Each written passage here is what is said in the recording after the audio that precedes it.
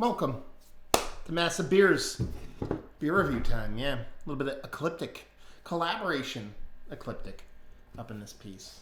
This little fan sounds in the way. Let me turn it down. There we go. Better. Yeah, a little collab. Georgetown Brewing Ecliptic. Summer IPA. That's what we're doing. This was canned on 6/10. Today is, I think it might be the 10th of July, so it's 1 month old. Comes from Ecliptic. As far as what they say on here, it's a 5.5% alcohol by volume.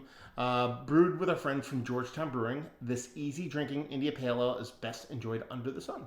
A heavy, dry hoppable strata, Idaho 7 hops add juicy tropical flavors to this radiant refresher. Georgetown Brewing. I don't think I've ever had anything from Georgetown Brewing. Let's get a glass. We're out in the old Shedderooski, mudding, getting everything. This is taking way too long. I'm procrastinating. The most annoying part of doing all this is the insulation. It's itchy. It sucks. Just no fun. But it's kind of fast. This is just like time-consuming stuff, so it's kind of annoying in that sense. So we'll see what's what. Likewise, it's all right. It's what Ecliptic does. They do send me beers. Pretty much all the Ecliptic stuff I've ever done has come from them. Full disclosure, they usually send their beers. They take like a week to get here. I don't know why. Almost all regular mail just comes way fast. This is like super juicy fruit bubblegum from a distance, by the way. Sometimes in the summer, you're sitting in a truck for a week in 90-degree temperature. So always keep that in mind. Like I said, label-wise, it's all right. It's what Ecliptic does. Put that there. Beer-wise, man, that thing smells fantastic. It looks darker.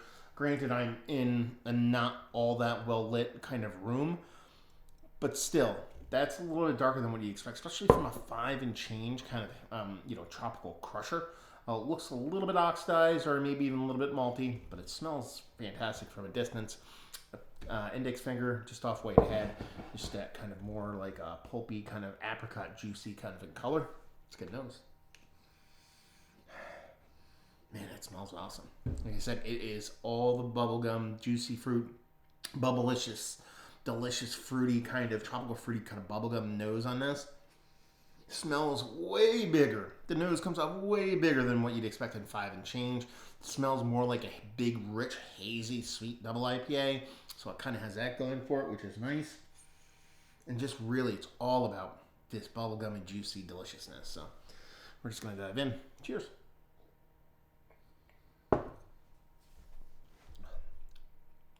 That's tasty.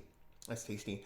It definitely walks itself back a little bit from that big boisterous kind of like double IPA. Not by much. From the nose, I'm like, this smells like an 8.5% kind of double IPA. It smells like it drinks like a 7.5 kind of IPA. It's rich, it's big. That tropical fruit thing is omnipresent throughout the whole beer. The mouthfeel comes off a little bit thinner than what your brain is trying to kind of, what's the word I'm looking for? Kind of talk you into, because of the big impact of the nose, and again, this relatively big impact in the taste. You're like, okay, it's coming off thin. No, it's not coming off thin. It's coming off the proper mouthfeel for 5.5%. This is the impact of the hops and how big they are and how rich everything is. You kind of want it to be a little bit creamier and soft, but again, you're just kind of like, you have to understand what you're drinking here, which is a mid 5% kind of hazy IPA. There is a decent bitterness to this. A sturdy, albeit generic bittering.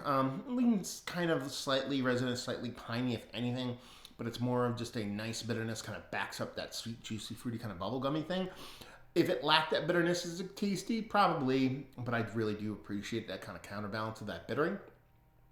And honestly, a little malty. I don't know if that's the onset of oxidation or they wanted to go straight malty with this. But I don't mind that. I'm not one of those people who's going to like hate on malts and hazies and stuff like that. And it comes off as just a really, really well done, really tasty. Especially when you think about that ABV level, that mid 5s. This is something that, blind, I would assume. I think I would guess this more in the high 6s, low 7s, mid 7s, somewhere around that range. As far as low ABV hazy IPAs, it's one of the better ones I've had. Is it Mount Rushmore status? Probably just a notch below that. But it's worthy of being up there. And just a really, really tasty beer. Man, really good. I dig this quite a bit.